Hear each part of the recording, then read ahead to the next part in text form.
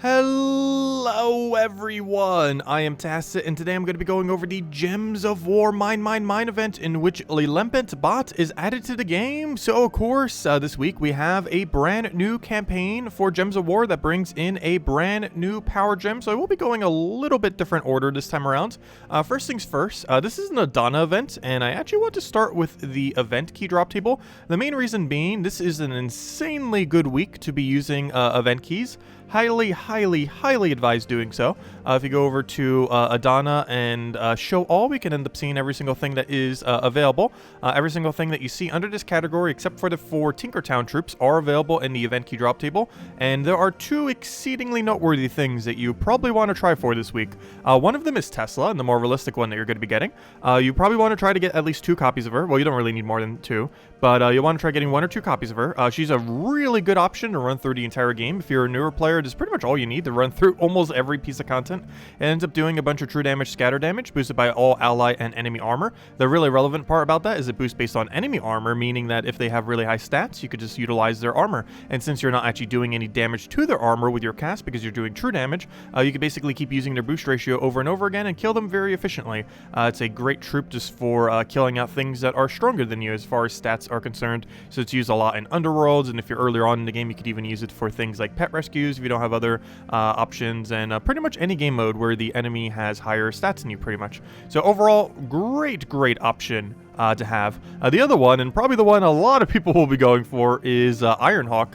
There's 2 mythics here currently, so you might get Tina 9000 or Ironhawk. Luckily, both of them are good. Ironhawk is arguably the best spell reduction troop in the game. It doesn't actually have the highest amount of spell reduction, but it has it combined with a really large armor gain, which makes it really viable. But the main one you're looking for is Ironhawk. This thing, based on just its ability, seems pretty average. This is a mass exploder.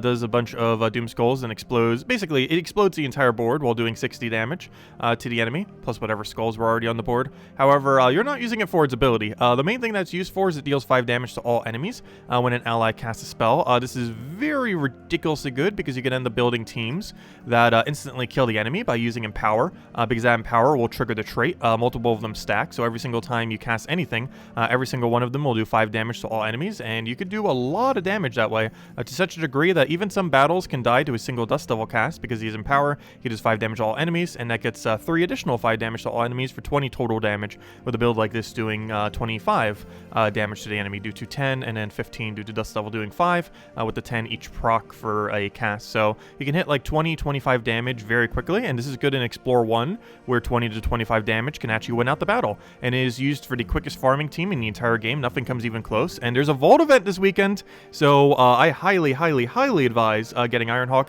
Is by far the best thing, particularly double or triple Ironhawk. I would probably just go for double, because if you happen to get triple, you don't necessarily need it, especially when you're doing like a Vault weekend. You mostly just need double team, something like this, and it ends up farming at the quickest rate possible within the entire game. And this is really good for Vault weekends or just farming in general. But we have a Vault weekend this weekend, while also having this troop that is best for it. So highly advise trying to pick it up. Do keep in mind it could require thousands of event keys. So if you just have event keys, just throw them down. If you have only like a few hundred or something, obviously you might not necessarily get it, but you could. And it is highly advised any event keys you have, you use before the end this week to try to get yourself double Ironhawk, assuming you don't already have it. And even if you don't end up picking it up, you're probably at least picking up double Tesla if you don't have that yet. So you're getting something of value. Anyways, the other thing I want to go over real quick, of course, with the brand new campaign that this dropped, we have a new power gem as well as a few other things. But I wanted to go over the power gem real quick. So we got this new power gem called a bomb. As far as what this bomb does, it basically explodes, pretty much what you think. Oh, I still have it on slow motion. Whoops.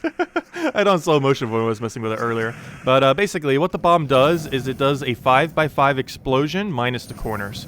So if we could just go get our mana real quick, we can go show this. It counts as a block. So for example, or not a block, but it doesn't count as any gem, I mean.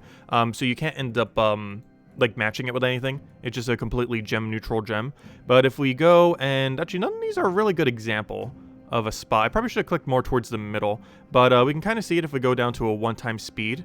That's going to do a 5x5 without the corner. So look down here. It'll go down right over to here, but it'll specifically miss this corner right here. So neither of these 2 reds are actually going to get hit when we do this. So as you can see, it does a 5x5. Neither of the 2 reds get hit because it's doing that weird shape. And we'll go show it one more time. See if we can get a slightly better position with no other bombs. Ideally, we just want him to create 1. so we can kind of show it in isolation here. So hopefully he'll create only one, and we'll just put it right in the middle. Good, that's exactly what we want. So let's lower down the speed, and now you can really see that it's a 5x5 without the corners. So if we do it right here, it'll end up exploding down to here, all the way over there, all the way over there, all the way over there. However, it won't hit this brown, it won't hit that green, it won't hit that red, and it won't hit that purple, as you can see right over here. So there we go. It just does a 5x5 without the corners. Easiest way to explain it. So a decent explosion, but overall not really too worth it. Compared to other options within the game, a lot of things that are getting these bombs, because they're not an immediate explode, aren't really going to be that good of value compared to, you know, just using a leprechaun that can, like, clear the board already anyways, and other similar options. So overall, I don't really see bomb gems being used much. If nothing else, at least it's not a super annoying gem coming from the sky this time around, because it's pretty much not going to do much. Because if you're already destroying a bunch on the board or exploding a bunch on the board, the amount of value that you're going to get from it is nearly nothing. So yeah, it's not going to do much, which is either a good thing or a bad thing. But it's a very unintrusive power gem is the easiest way to look at it, as it likely won't get in the way nor benefit you much for the duration of the season. It'll be around for the next 10 weeks. Anyways, let's go into the normal stuff. So, of course, we got the Limpet Bot. This ends up bringing in the first mechanic of bomb gems if you want to create them yourselves. Obviously, we're just using them right there.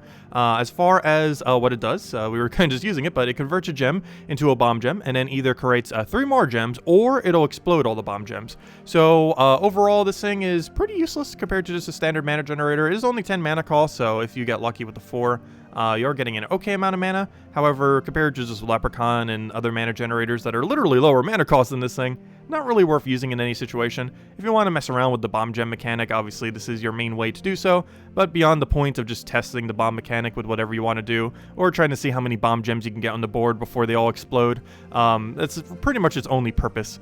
And that would actually be kind of cool. You could theoretically fill the board with 64 bomb gems, or then it would shuffle. Actually, I'm not sure. I think it would board clear, because they have a mechanic that they added several months ago that if there's like no moves on the board, it'll like mana drain everything and then like clear the board.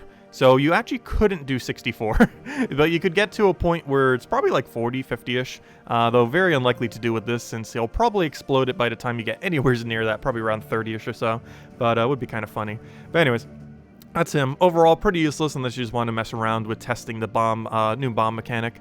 Anyways, aside from that, of course, we already went over the vent keys. Highly, highly, highly advise opening them this week. They are absolutely insane, and you should use pretty much every last event key to try to get those 2 Ironhawks, as it's arguably the best mythic in the game, at least from a farming perspective. So as far as the world event, it is luckily very straightforward. All you have to do is just don't take the ultra rare, which is the name of, what was it again? The Clockwork Sphinx. As long as you don't take the Clockwork Sphinx, you're taking the correct room. Just do rarity order, and just never, ever, ever take Clockwork Sphinx, and you'll be perfectly good to go for the world event. So very straightforward. It's an Adana restriction, so you can use a bunch of different bomb-related teams or mech-related teams. You can end up doing bomb bot spam. You have access to Tesla, which is probably the one that you'll do when you get a little bit deeper, like double Tesla you have access to, even triple Tesla if you want to go all out. You have access to a couple good weapons, most notably Drill Shooter, oddly enough. This is actually the best insta-kill weapon in the game. It's not used too often because very rarely are you bringing out a pure Adana team. However, if you are bringing out a pure Adana team, it's pretty decent. It ends up having a 20% chance to kill the first enemy. So what you could do with this weapon is constantly keep hitting either the second, third, or fourth slot while constantly having a roll for insta-kill on the first. The most ideal would be to target third or fourth, because you could potentially insta-kill both the first and second, or you're 20% lethal, and then you would already have the other one's damage. It's one of few insta-kills in the entire game that's actually not completely useless, but you don't generally see it too often, just because building a pure Adana team is not really that good, especially since insta-kill doesn't really synergize too much with some of the other things from Adana, and overall very situational. However, it is a weapon that is worth considering if you want to get it, as it is in the Soulforge this week, as are most of the Adana weapons.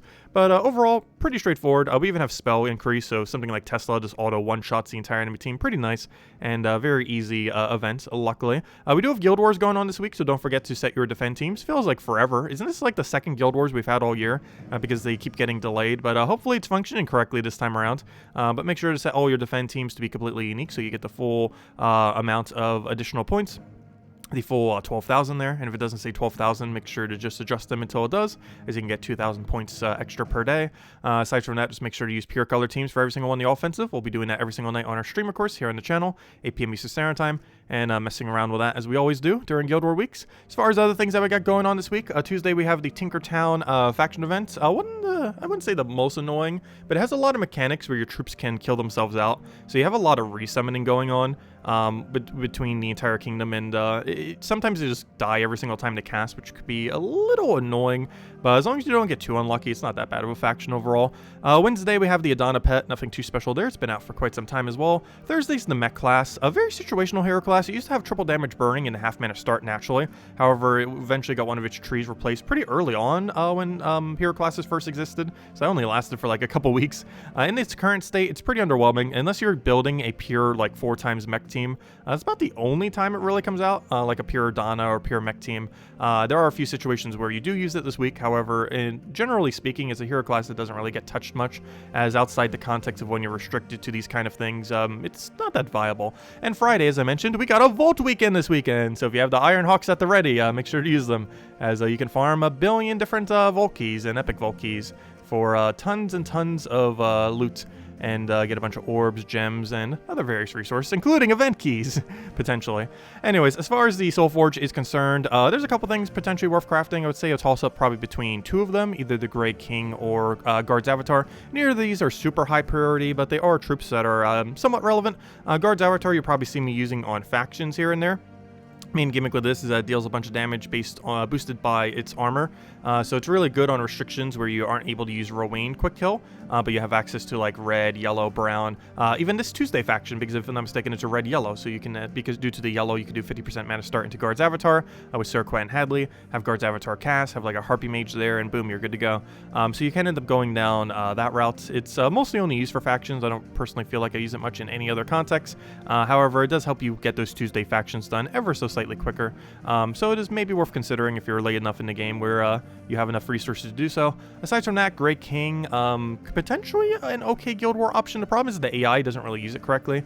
It destroys all gems of a chosen color, and then all enemies of that color will end up taking a bunch of true damage, and mana drains them and silences them and freezes them. This would be really good if the AI used it correctly, because of course if it was up against, let's say, a 4 red team and you used this to try to counter it, well, the AI doesn't always hit red in that situation. So it's good when you're up against a pure color team or something that has like a double-double, where you can like cast twice in order to disable the entire team with silence. However, it's pretty situational when you would set it on defend, just because the AI really does not use this correctly more often than not. It's primarily used in various true damage teams, particularly true damage teams that you're up against in a more PvP-like situation, as generally in easier battles you don't necessarily need to go down that route compared to quicker options. But it's pretty good at not losing, which is probably one of its bigger aspects. Also has some decent synergy with something like Arachnian Weaver, where you can get a lot of value out of it, and they even have purple overlap, so theoretically could be used on Purple Guild War Day. Overall, it's an above-average mythic, but very situational when you bring it out. It's definitely not something you put into every single team. It's very dependent on what the enemy team is, as what it can hit is dependent on what color overlap the enemy team has. So there are situations where it's good, but also it's just very situational to even bring out in the first place. But it's still a good mythic nonetheless. Anyways, as far as weapons are concerned, if I were to go for anyone, I'd probably say Drill Shooter. It's a very situational weapon as well, however, as is almost everything from Adana except like Tesla and the Ironhawk. However, this does a bunch of red and yellow creation, which are things that Adana troops generally need a lot of, particularly red. Oh, actually, technically both of them they need a lot of. As far as its main gimmick, it has an insta-kill chance, 20% chance every single time you end up casting this. While this is relatively low, it is theoretically the best insta-kill weapon. Even though its percent isn't the highest, it has really good loop potential. While it doesn't feed mana back into itself, it is going to be feeding a lot of mana into red and yellow related mechs, or red and yellow related Adana troops, and those can feed mana back to you, and then you kind of get a little bit of a mana cycle. Not like an infinite loop, but enough to proc at least an instant kill whenever you use this, potentially even 2 instant kills in a given battle. And while situational is a probably among one of the better, if not the best, insta-kill weapons, at least in the context of a pure Adana team. Aside from that, we do have a Doomed Opus, which is a Guild War weapon, so if you have this or have the scrolls to upgrade it, maybe worth considering. Of course, it's absurdly annoying to get Doom Scrolls. Of course, we had one last week, however, it was for green, not for red. This is the second highest priority of weapon, I would say. The first highest priority are the Doom Skull ones that convert to Doom Skulls that do AoE damage to all enemies. When you can get your hands on those are by far the highest priority of Doom weapons, but these are the second best category, mostly primarily only used for Guild War. However, at the upper ends of Guild Wars, you generally do want to have them, as they are pretty potent weapons that can just auto-win if they feel like it. Of course, it depends on luck and how the AI wants to actually function. However, they are pretty devastating when they work correctly, because when fully maxed, they have a 2 mana drain to all opposing enemies, and can even loop their ability if they get lucky enough, so quite a bit of potency there. Anyways, aside from that, let's go and just briefly go over the campaign pass. So, of course, with a brand new campaign, we have a brand new campaign pass, which is unfortunately locked behind either $10 or $25. Don't worry if you're playing free-to-play, though. You'll be able to get all this stuff on this bottom side into the future several months from now. As far as the actual drops here, though, most of it's not too enticing, so potentially worth skipping. Or just buying the normal pass. We will be buying the extra large one just so we can go over the mythic and stuff a little bit early. But as far as what's available here, we have choose a gem and then destroy a column, then creates a bunch of bomb gems and does scatter damage. Based on the way that this is worded, it does seem like it'll do the column destroy prior to doing the 6 bomb gems, which means this is going to be not that useful because you're going to need to cast something else again in order to actually go pop all the bomb gems. And this basically leaves the enemy capable for one turn of potentially using all those bomb gems, making it a very underwhelming way to apply bombs to the board, and is not advised to ever use under any context. The next one we have is, let's see, the Chariot. As far as the Chariot, it reminds me a lot of the Chalice. A Chalice is actually a $5 pay-locked weapon from ages back that has like extra turn potential while giving a bunch of armor and HP to your allies. This is specifically just the armor variant here, but it boosts based on green, because I believe the other one was changed where you need like 13 plus green on the board in order to extra turn from it. So this is kind of similar, because if you had 13 green on the board, you'd pretty much extra turn with this too, because it would have a, what would that be? That would be a 91% chance to extra turn if there's 13 green, and of course even higher if you had like 15 green, it'd be guaranteed.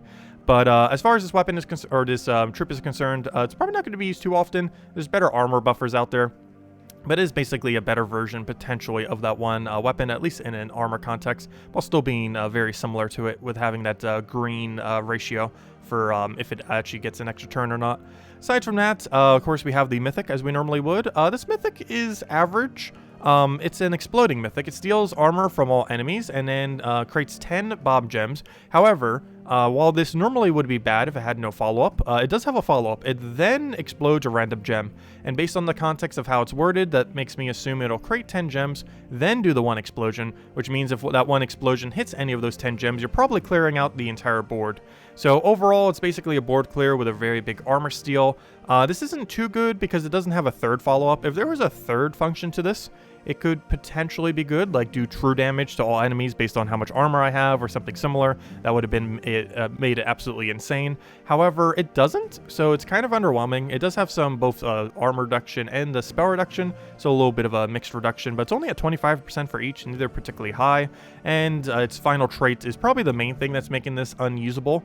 It has a really bad final trait. It just gains some armor when matching red gems, and it's already going to be getting so many armor with no way to use it. Wish I had something more like a Tina 9000, because Tina 9000 actually gets a really big skull poke for all the armor that ends up getting, so it can still end up utilizing its armor. Whereas this thing, it's not really using its armor for anything. Its ability has no boost ratio off of its ridiculously high armor, and its reductions are pretty average. And if you just get by a single Devourer, you're just giving the enemy all those stats back anyways. So overall, pretty underwhelming mythic. Hopefully it gets slightly tweaked before it gets released. Highly doubt it though. But yeah, overall, most of the things within the campaign, not really too strong this time around, so potentially worth skipping if you don't want them for completionist sake, as nothing is actually that good. Anyways, let's go over a bunch of teams now. So of course, a lot of teams to go over for various things throughout this week. Let's start all the way from the top. Obviously, Bomb Gem is not actually a team, that's just there to show the Bomb Gem. First team, Ward Event team. Any variant of Tesla, however you feel like building it. This one builds it around the Drill Weapon and a Clockwork Sphinx for the Gem Destroy. Basically here, we're just going to be going and getting Tesla mana up. You do still want to have a 20% mana start because Tesla is a human, not a mech, so you will not get 50% mana start from it when you're using something like a Mechanist. You do specifically still need that 20%, so she gets a little bit of mana start and then get her mana up. So you'd probably run like 20% with 2 metals to be able to do this, and that should be enough for pretty much one-shot everything, due to the fact that even though magic does not increase increase her damage. Spell increase does, so things like Fairy Fire and the metal from the ward event does increase how much damage she does, even though magic doesn't. So she can end up doing a pretty substantial amount of damage during a ward event. If you need cheaper options, you can literally spam Bob Bots until you win. You can do it with this drill weapon, which ends up summoning a bunch of mechs. This will make your team rather random. However, in many of the earlier battles, you're going to win just off of Bomb Bots alone. So pretty funny strategy they can end up doing, just spamming them, getting a brand new team, and then winning with that brand new team if the Bomb Bots don't already kill it with the 3 casts. Next up, we have the red-yellow restriction Tinkertown. You can end up just using a Tesla team. Of course, Tesla in the event queue drop table. Unfortunately, her really good synergy troop isn't available this week, but if you happen to have it laying around, a pretty good option. Otherwise, you could use just any kind of mana accumulator there. But Holy Saint Astra gives all humans 50% mana start, and while Mech doesn't give half mana start to her, 50% to humans does, because she is a human. So you can end up getting half mana start that way to just give her a bit of a boost. Otherwise, just use it 20% with some kind of mana accumulator there.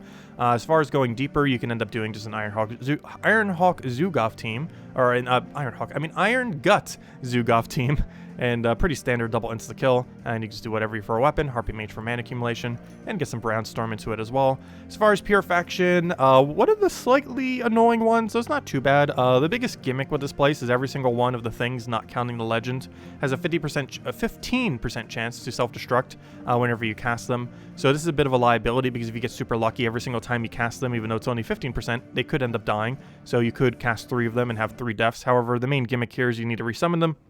You summon 1 to 3 Tinkertown bots every single time Tink Steam Whistle casts. So basically, you're just casting out the stronger ones, and by the time you reach the final battle, you're probably going to have 3 completely random bots with Tink Steam Whistle. You can go double Tink Steam Whistle. However, when I personally ran Pure Faction, I found this to be a little bit too slow. One was actually plenty enough, but if you do want to play towards the safer side, you can double up on the Tink Steam Whistle, so you have 2 summoners. However, it's a bit slow compared to running 3 damage options, so you can judge it based on what you feel for a given run. If you find you're losing a lot, you might want to go to double Tink Steam Whistle. But personally, I feel like 1 will be fine if you're running with potions on a Tuesday event. Anyways, as far as the Mechanist Hero class, actually a very similar team. Actually, I believe it's the exact team as one we already mentioned earlier for the cheaper one. You can literally just run bomb bots, especially if you're just doing the free battles. You're just going to be able to clear out pretty much the whole thing, if not the whole thing, just with bomb bots. Bomb bots have an armor boost ratio and destroy themselves. So they have a really good cast, but they destroy themselves. However, that doesn't really matter, because you're going to win before that's even a liability. So it's pretty useful. And lastly, I kind of showed them earlier. However, this weekend is a Vault weekend, and while I don't always show teams for them, of course, kind of relevant this time around since Ironhawk's available. Covered a team build video that kind of mentioned most of these as well, like I think 2 weeks ago or so, but I still want to reiterate them as Ironhawk is in the drop table right now, and that is Sister Superior or any Empower. So the main reason for Sister Superior is compared to something like Greed, she doesn't have that like delay from that one explosion. You can use Greed if you want to, you get a lot more gold that way, but it's slightly slower. So if your main gimmick, or if the main thing you want to do is like pure speed, you do kind of want to go with Sister Superior. And then you have the Dust Devil for the damage into the Empower, and this does 25 damage to the entire enemy team, combined with Ironhawk's final trait, so very potent. And there's also a 3 Ironhawk team. I wouldn't necessarily go out of your way for this, especially since some gnomes can actually survive the 20 damage poke. However, if you run this in something like Sinner Mirage, a location where you can kill pretty much everything with 20 damage, by pretty much I mean like literally everything except Mythic and some of the gnomes when they appear over a legend or higher, this will be able to do 20 damage and just instantly kill in 1 single button press. This is really good for verse farming, whereas this is used more so for Nomopaloozas and in locations where 20 damage wouldn't be enough to kill. And yeah, overall, really insane. You can win about 6 times per minute, which is the highest you could ever win. There is no team quicker than double or triple Ironhawk, so highly advise if you have the resources and event keys to make sure to get these things, as you even have a Vault weekend to use them on this week, so kind of convenient with that. Anyways guys, that'll wrap it up for this video. Tonight we'll be going over all the campaign 1 tasks and doing that as we normally do, and the rest of this week of course we'll be streaming all of Guild Wars. If you have any other questions, feel free to leave in the comment section below. Best of luck with trying to get yourself an Ironhawk. If you're going to be going for the event key grind, I definitely advise doing so, as it is such a good mythic, and arguably the best mythic in the entire game, at least from a resource accumulating perspective, and highly advise getting it. Anyways guys, best of luck with everything. Catch you guys soon, and thank you all so much for watching as always. Greatly appreciated. Goodbye everyone.